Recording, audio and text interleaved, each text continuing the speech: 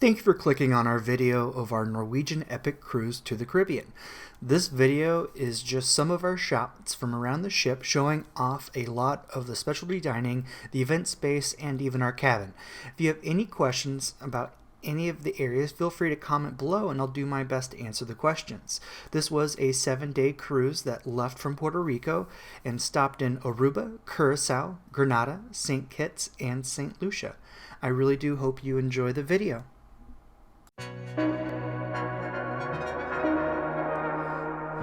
We initially booked a balcony room for our stay and bid on a club balcony suite, and we were fortunate enough to get the upgrade.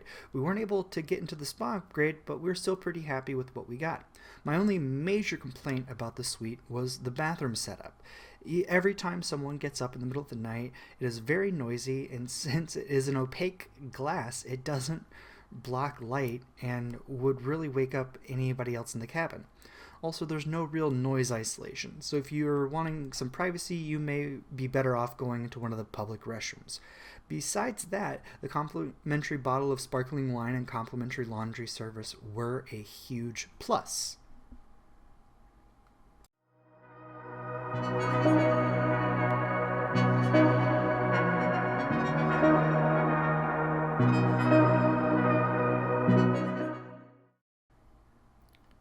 You'll have to forgive me here. I couldn't figure out quite how to open up the door handle.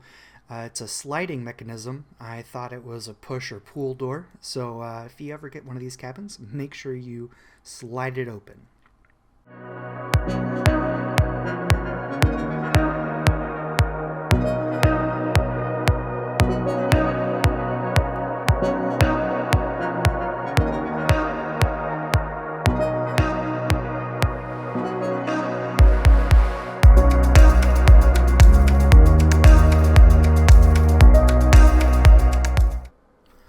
One of our favorite spots on a lot of cruise ships are the adult-only sections. Spice H2O is the adult-only section for Norwegian cruise lines, and we really did enjoy it. It had a nice soaking tub and also a couple of hot tubs so you can just relax in during the day. Only issue we really had was carbon from the smokestacks were actually falling into this area throughout the cruise and actually stained some of our clothes. Norwegian was great, and they provided a complimentary cleaning service to take care of them, though there were still some spots at the end of the trip.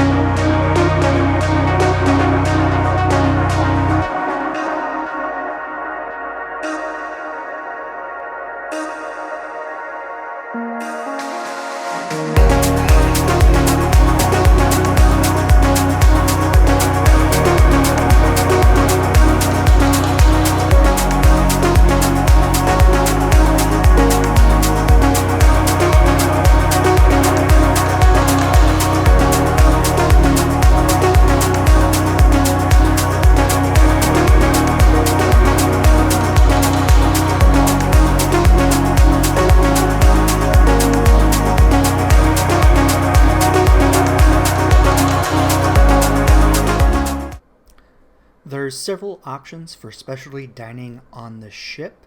This section has two of them next door to each other. One is Cagney's, which is your traditional steakhouse style meal.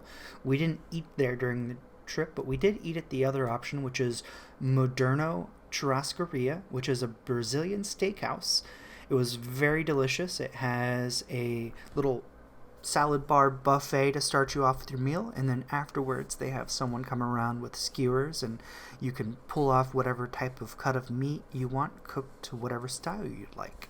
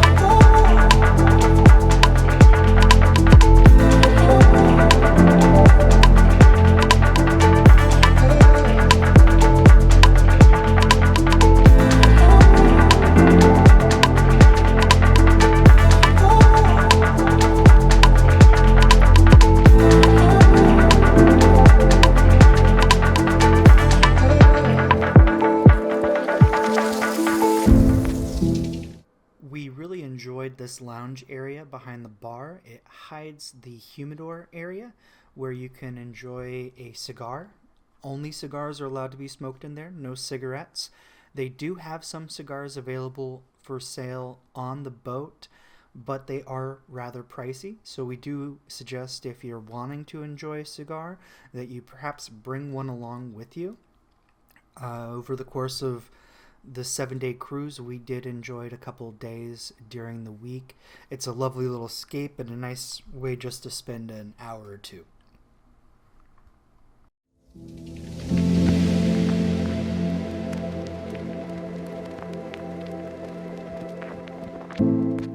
Teppanyaki is another one of the specialty dining options on board the ship. It is a hibachi-style Japanese grill, and it's attached to Wasabi, which is their sushi spot that you can also check out while you're on board. I would highly suggest teppanyaki if you're a fan of Japanese food or that style of dining.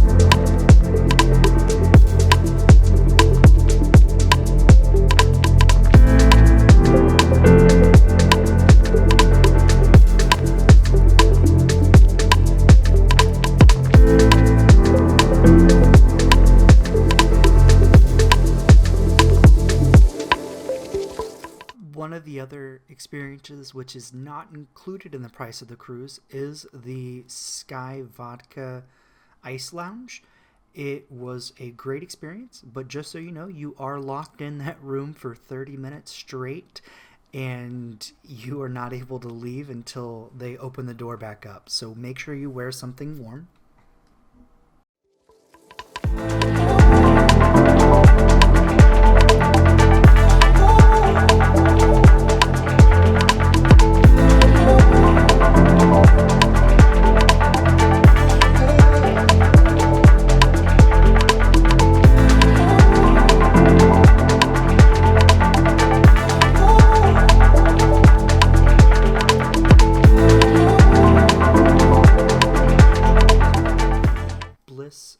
Lounge. We went in here for a couple of different events that they had going on throughout the cruise. They have the art auction held here. They also have random nights of dancing to different types of music. I believe they had ballroom dancing classes as well as salsa and a few other just fun evenings. It's definitely something to check out, and always keep an eye on the event page that's left in your room to know what you're able to do.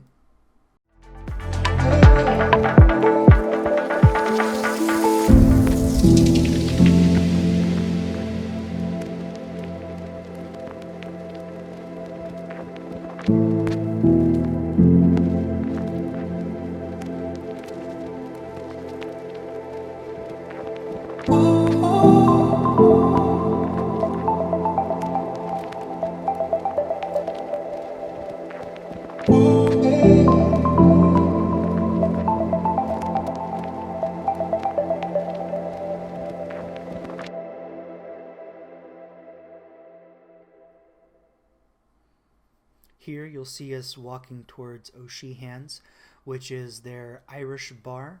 I didn't get a lot of shots of just the restaurant area, but I do show off the bowling alley that they do have attached to the back side here.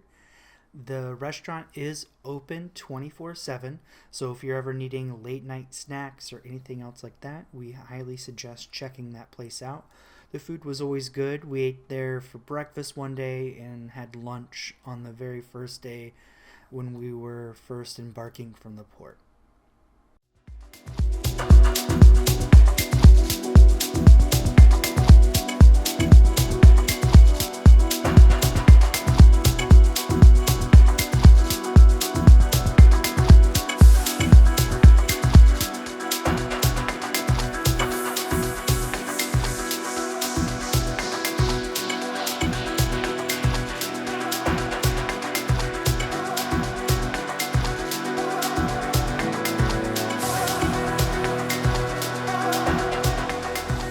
Shanghai and Shanghai Noodle Bar are two of the complimentary options for dining on the boat.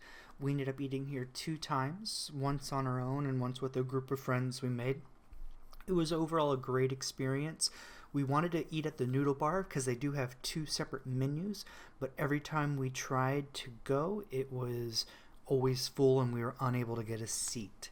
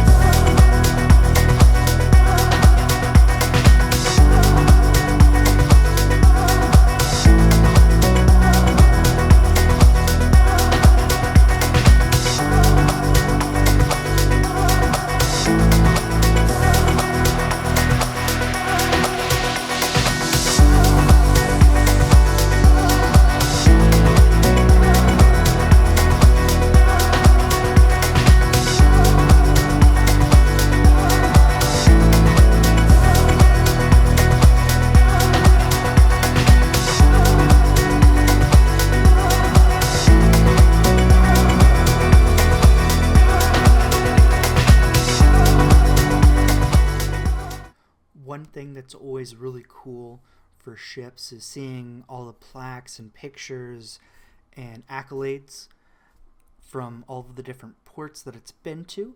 And on deck 13, they have this viewing room which actually shows you into the bridge and lets you kind of see what the crew's doing. They have a big old sign that says, "Please do not record or take pictures," so we didn't get any shots into the cabin, unfortunately, but we were able to walk around and enjoy and check things out. So if you're looking for something to do for just a little bit of time, we highly suggest you swing by and check it out.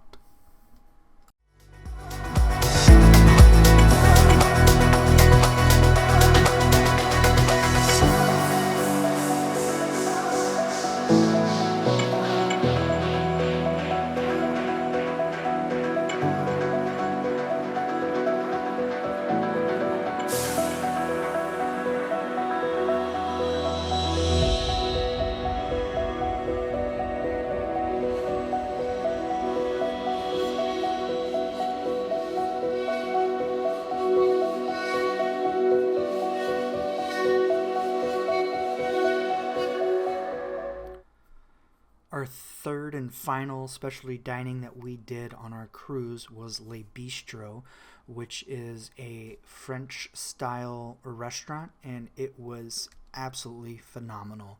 I would definitely suggest anyone that was interested in checking it out, definitely do so. They had excellent wine menu, and they had a wonderful selection of food that I would go back and eat at again in a heartbeat.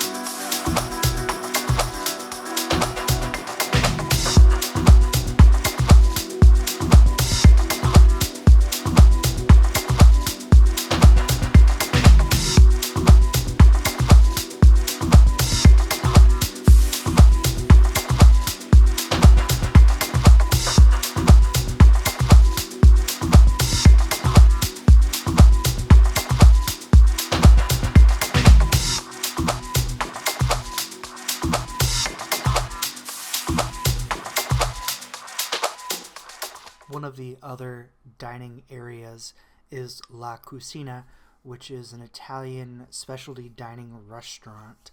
We did not have a chance to eat here, but it did look really nice. I took some time and walked through while the restaurant was closed.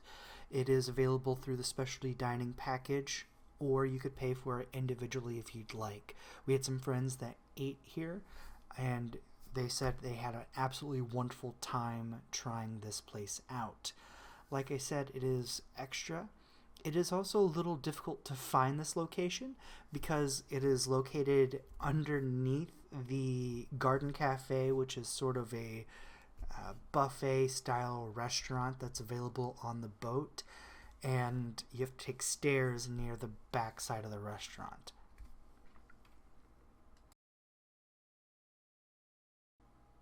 Last little thing I'll mention are the venues they had for shows. There's the Epic Theater. There's also the Cavern Club and Headliners Comedy Club.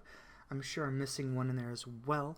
They have music and shows, comedy, dueling pianos, all these wonderful things throughout the week.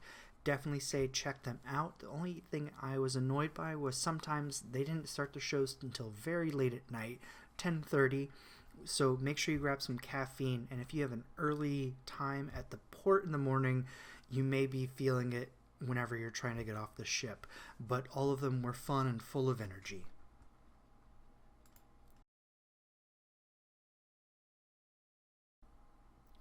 Thank you so much for taking the time to watch these videos that I'm putting together. I hope you're enjoying them. If you like this one, feel free to watch some of the other ones from this cruise. We're slowly uploading them from the entire trip. Thank you so much and have a great day.